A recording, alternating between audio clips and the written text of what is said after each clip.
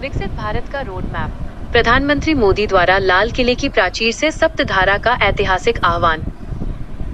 स्वतंत्रता दिवस के अवसर पर प्रधानमंत्री नरेंद्र मोदी ने लाल किले की प्राचीर से वर्ष 2047 तक भारत को एक विकसित राष्ट्र बनाने का विजन और रोड मैप देश के सामने रखा है। अपने संबोधन में उन्होंने देश के युवाओं से नेतृत्व संभालने का आह्वान किया और भारत को नई ऊंचाइयों पर ले जाने के लिए सप्तधारा 7 प्रमुख क्षेत्रों का जिक्र किया। 1.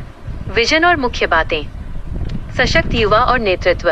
प्रधानमंत्री ने देश के युवाओं से आत्मनिर्भरता, ऊर्जा सुरक्षा, मजबूत मैन्युफैक्चरिंग और रक्षा क्षमता के साथ 2047 के लक्ष्य के लिए एकजुट होकर काम करने का आह्वान किया। हथियारी नक्सल और वैचारिक चुनौती। प्रधानमंत्री ने स्पष्ट किया कि हथियारी नक्सल अब समाप्ति की ओर है और वे केवल दिमागी मौके की तलाश में हैं, इसलिए हमें ऐसे लोगों की वैचारिक चुनौती को पहचानना होगा। 2. विकसित भारत के निर्माण की सप्तधारा। मैन्युफैक्चरिंग, प्रोडक्ट डिजाइन से लेकर ग्लोबल सप्लाई चेन का भरोसेमंद केंद्र बनने पर जोर दिया गया है, ताकि क्वालिटी से नो कॉम्प्रोमाइज के साथ देश में ही बेहतर गुणवत्ता वाले उत्पादों का निर्माण हो सके। कृषि खाद्य उत्पादन और खाद्य प्रसंस्करण।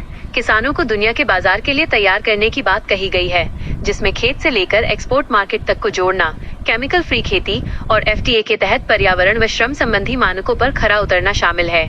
टेक्नोलॉजी और innovation. AI, quantum mechanics, space science, robotics और डेटा सेंटर्स पर ध्यान केंद्रित करते हुए मेड इन इंडिया 6G का लक्ष्य रखा गया है, जिसके तहत सेमीकंडक्टर डिजाइन और मैन्युफैक्चरिंग को बढ़ावा देने के लिए सेमिकॉन 2.0 को मंजूरी दी गई है। गति शक्ति।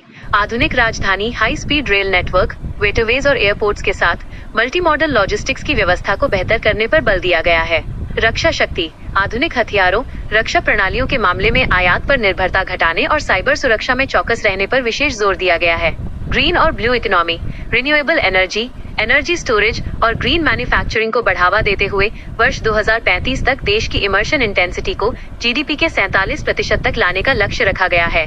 Soft power. योग, आयुर्वेद, फिल्म, गेमिंग और डिजिटल कंटेंट के जरिए भारत की रचनात्मक शक्ति को दुनिया के सामने प्रदर्शित करने की बात कही गई है। 3. सप्त सिंधु भारत की प्राचीन पहचान। प्रधानमंत्री ने देश के प्राचीन इतिहास को याद दिलाते हुए भारत के सामर्थ्य को सप्त सिंधु के रूप में परिभाषित किया। ऋग्वेद में वर्णित 7 नदियों की ये भूमि केवल भूगोल नहीं, बल्कि भारतीय सभ्यता, संस्कृति और जीवन की धुरी रही है। इस प्रकार प्रधानमंत्री मोदी ने प्राचीन सांस्कृतिक धरोहर के साथ आधुनिक तकनीकी और आर्थिक सुधारों का अनूठा संगम प्रस्तुत करते हुए देशवासियों को एक शक्तिशाली और विकसित भारत के निर्माण के लिए संकल्पबद्ध किया है।